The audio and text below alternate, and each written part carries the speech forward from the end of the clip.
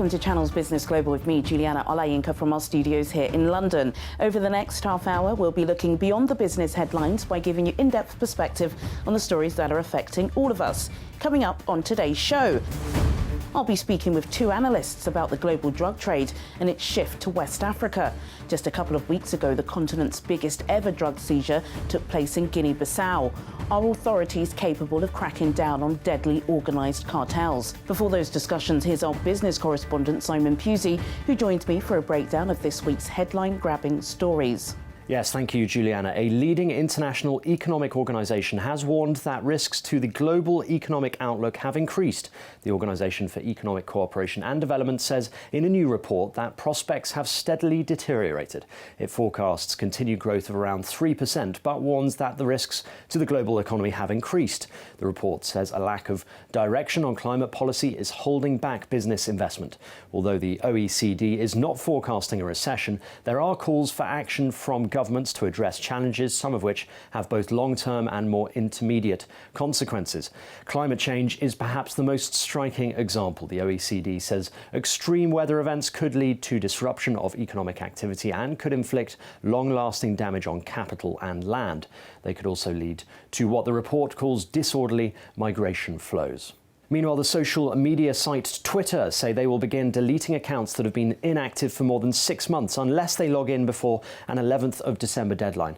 The cull will include users who stopped posting to the site because they died, unless someone with that person's account details is able to log in.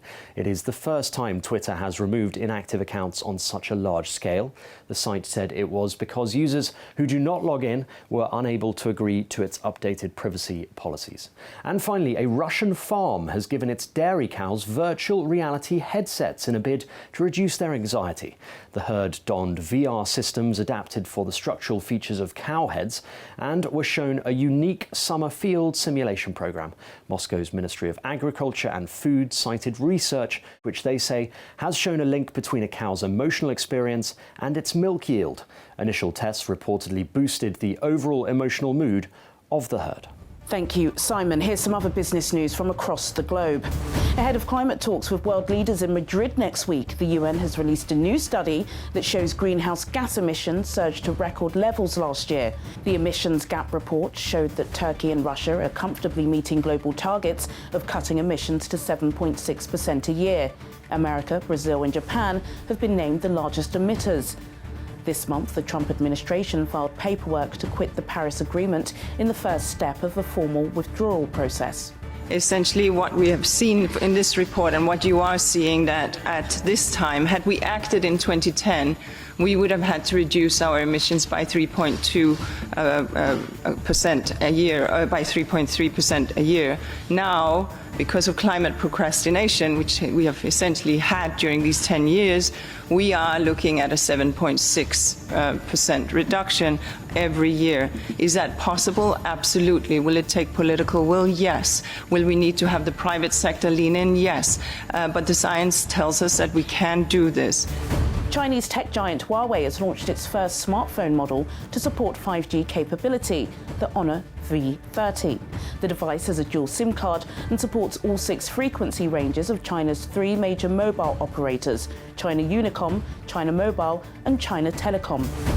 New York has become the first major US city to ban all flavoured e-cigarettes amid growing concerns over the deadly vaping crisis. The City Council voted and passed the measure on Tuesday, just days after the second vaping-related death in the city.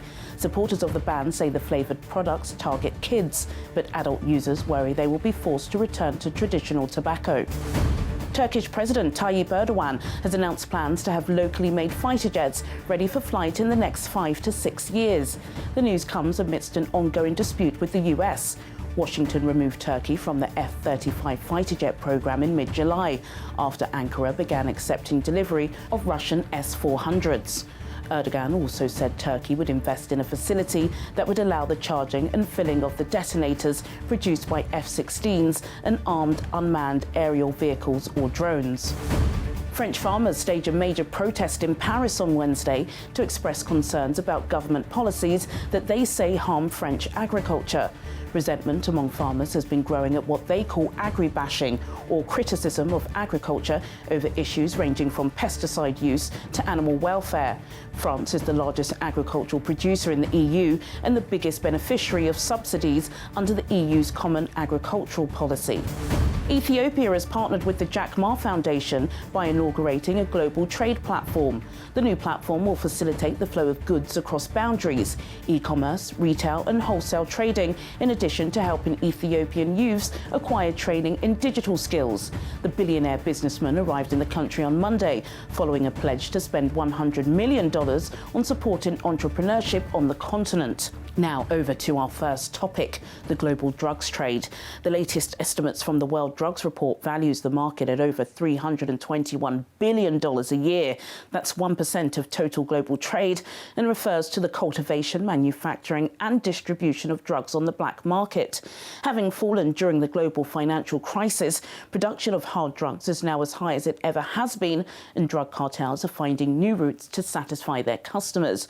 For the Class A drug cocaine, West Africa has become a lucrative region for drugs cartels. Joining me via Skype in Manchester for an analysis of this situation is Julia Buxton, a professor of comparative politics at Central European University in Budapest and Vienna. Julia, thank you so much for joining me on Channel's Business Global. I'll get right to it, because those of us in the diaspora, we don't shy away from talking about issues that affect the continent. But the drugs trade, I don't think I've actually ever discussed this on TV before, but it does appear to be a mammoth issue in Africa. But something tells me that this is not a new issue. Well, I'm very pleased that you're actually covering this topic, because I think this is a very serious issue for West Africa and East Africa. This has been something of an ongoing problem. We have cocaine, which is coming in to the west of Africa, and we have heroin, which is coming in from the east. And really, Africa has found itself in the front line of a conflict, of a global illicit trade. And yet, unfortunately, West Africa, I think, is really paying a very heavy price for failed international strategies. And we would like to see more West and East African countries at the table in international drug policy debates, because the responses that they are being forced to take is dramatically undermining their development prospects, in my view. What is it about West Africa? Is it the proximity to, Latin America and Southern America? Is it the porous borders? Is it, dare I say it, corrupt governments? Why has that become such a profitable transnational route? Well, largely because we have cocaine, which is coming out of Colombia, also Peru and Bolivia. And traditionally, the key market for this cocaine was the United States of America, hugely, hugely lucrative, the world's leading drug consuming nation.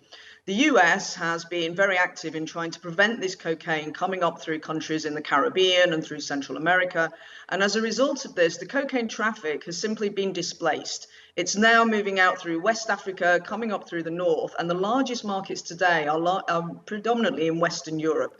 So the challenge that we have is that West African countries were really not at the table when the United States and Latin America decided they were going to try and step up counter-narcotics enforcement.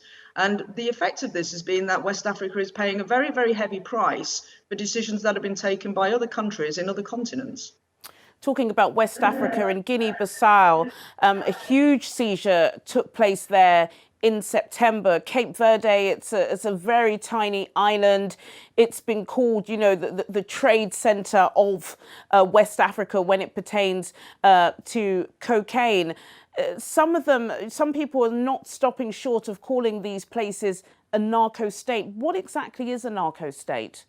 Well, I think it's a very unhelpful concept, to be completely honest. The idea of a narco state is very Americanized rhetoric about how we deal with a very serious problem, which is the illicit trade in narcotic drugs. The idea of a narco state is that the influence of the drug traffic and drug monies coming through a country is so pervasive that it impacts the judiciary, the political class, the security sector, so that ultimately the state becomes a shell that has been completely hollowed out by the influence of drug money. As I said, I don't think it's a particularly useful concept. And the result of the idea of a narco state is that countries have to put huge amounts of money into counter narcotics enforcement that really should be going into development priorities and sustainable development goals. See, this is one of the issues, though, isn't it, Julia? With that term narco state, because of the issues we have with Africa, because of the corruption which is endemic, do you think that's kind of for some of these cartels, rather than it just being a convenience to get the drugs into Europe, do you think they see that it's easier to infiltrate the authorities purely because they're impoverished and in some instances desperate? No, absolutely. I mean, West Africa offers a host of really viable opportunities for drug trafficking. Mangrove swamps, we have tiny islands. It's the same really in Central America. We have exactly the same problems there. States which are incapable of patrolling their borders, very weak customs, very weak security sectors. So yes, this does make West African countries vulnerable, but many countries around the world are vulnerable. What's happening in West Africa, we've also seen happen in Central America, as I said, in Central Asian countries. But the key thing here is that this is a multi-billion-dollar illicit trade. So all countries are vulnerable. It's just that some countries are more vulnerable than others. And just to give you an example of this here, we're talking about cocaine. Cocaine, according to the United Nations Office on Drugs and Crime, is actually one of the least globally consumed drugs. It's a very small market for cocaine. The largest market is amphetamines and methamphetamines, what we call amphetamine-type substances. One of the world's leading producers of amphetamine-type substances is the Netherlands, but we never hear the Netherlands referred to as a narco state. But what we do see in the Netherlands is that it doesn't interrupt the drug trade with violent enforcement responses. And that's what West African countries are being asked to do. It's what Latin American countries are asked to do. And violent counter-narcotics enforcement creates violent societies. Also, I want to ask about, the drugs that stay within the country. It's interesting you mentioned Netherlands, because I know, for example, there's a lot of cannabis, for example, which you can smoke quite freely there. But in certain parts of West Africa, not just West Africa, everywhere where, the drugs trade goes through, but it stays within the region as well. Use is really high. What's being done to try and tackle that drug use? What we're seeing is that for East Africa, for example, heroin has become a very serious problem. So authorities in Kenya, there's been some extraordinary initiatives in places like Mombasa by the Muslim Education and Welfare Association, trying to get education, treatment, harm reduction facilities through. So we have seen some positive responses. Cocaine so far has been less of a market in West Africa. What we're seeing actually is bigger problems with pharmaceutical drugs such as tramadol. These have been the really, really big challenge, both counterfeit tramadol and also tramadol, which is diverted from pharmaceutical supplies. So sometimes we are seeing people paid in West African countries through cocaine. But the bulk of this is transiting on through the north and then up into Western Europe, because this is where huge amounts of money is being made. The problem, very succinctly, is that Western African countries are not putting enough money and investment into harm reduction. Harm reduction, we mean things like treatment, we're talking about things like rehabilitation. Instead, the emphasis has been on incarceration, imprisonment, very harsh judicial processes.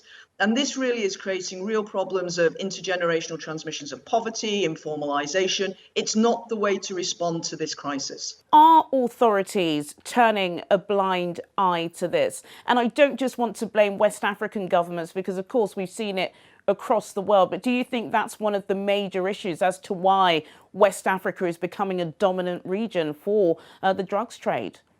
Well, I think authorities in West African countries are under intense pressure from Interpol, they're under intense pressure from the US and from European Union countries. They're seeing money which should be going into donor development programs now redirected into counter-narcotics enforcement. So I think they are being forced to address this issue. Whether it's the right response and whether it's a response that's owned nationally by West African countries is really open to debate. I think they're really constrained in their ability to turn a blind eye anymore. Julia Buxton, thank you so much for your contributions on Channel's Business Global. And perhaps when you're in London, you can join us live in the studio. Thank you, Julia.